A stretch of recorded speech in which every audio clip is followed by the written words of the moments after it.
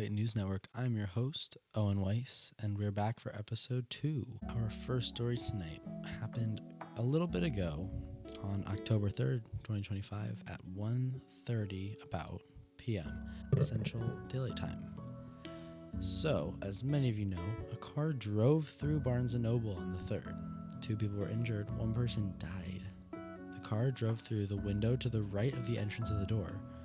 The driver is cooperating with the authorities, and Barnes & Noble had to board up their windows and close for a while, but they're back open now. A Reddit user witnessed the accident and said that the driver was pulling out in reverse but wasn't moving because they were in drive and were hitting the curb.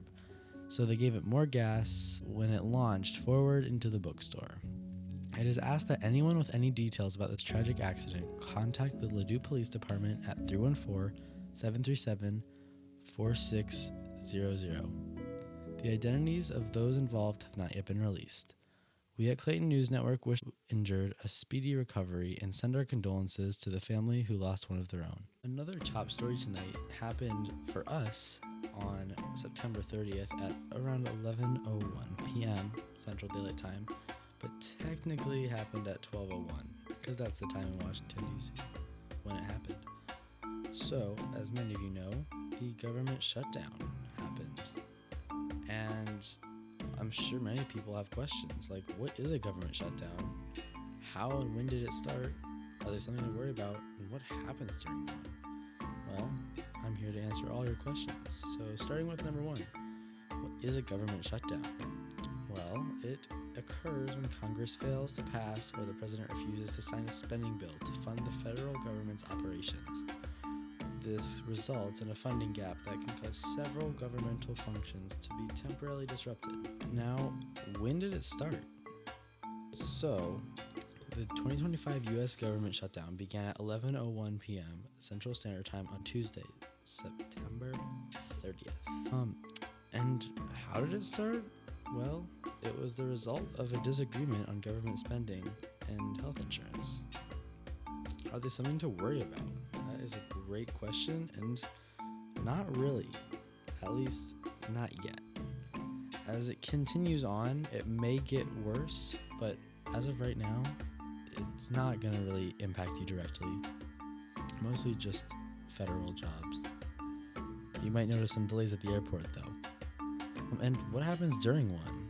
Well, during a government shutdown, essential services related to national security and public safety, like inpatient and emergency medical care, air traffic control, law enforcement, border security, disaster aid, and power grid maintenance continue, though they may face disruptions.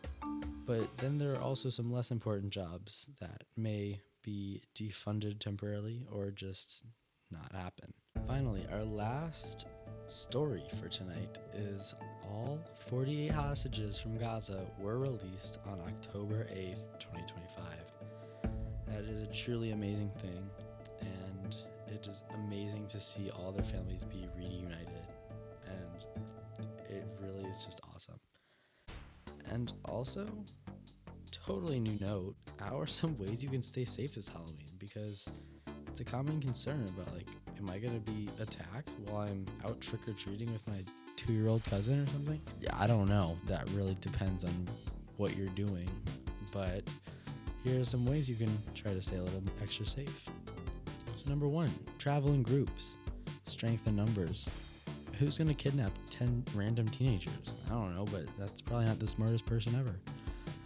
Another thing you could do is have a cell phone or communication device, even a walkie-talkie. It could be like a fun game where you like check in with your mom on your walkie-talkie every minute. I don't know. That's very frequent. Maybe not every minute, but yeah. Check your candy for little blades because that happens. That's not just fake stuff. And also, this is very important. Only eat candy if it's in its original packaging. If you see any rips or tears, throw it out, burn it. I don't know. Give it to your enemy. But also, if it comes in like a random plastic bag that doesn't have any branding on it, besides like the Ziploc logo, you might not want to eat it because you don't know if someone tampered with it or didn't wash their hands before they put it in the bag. Just when in doubt, throw it away.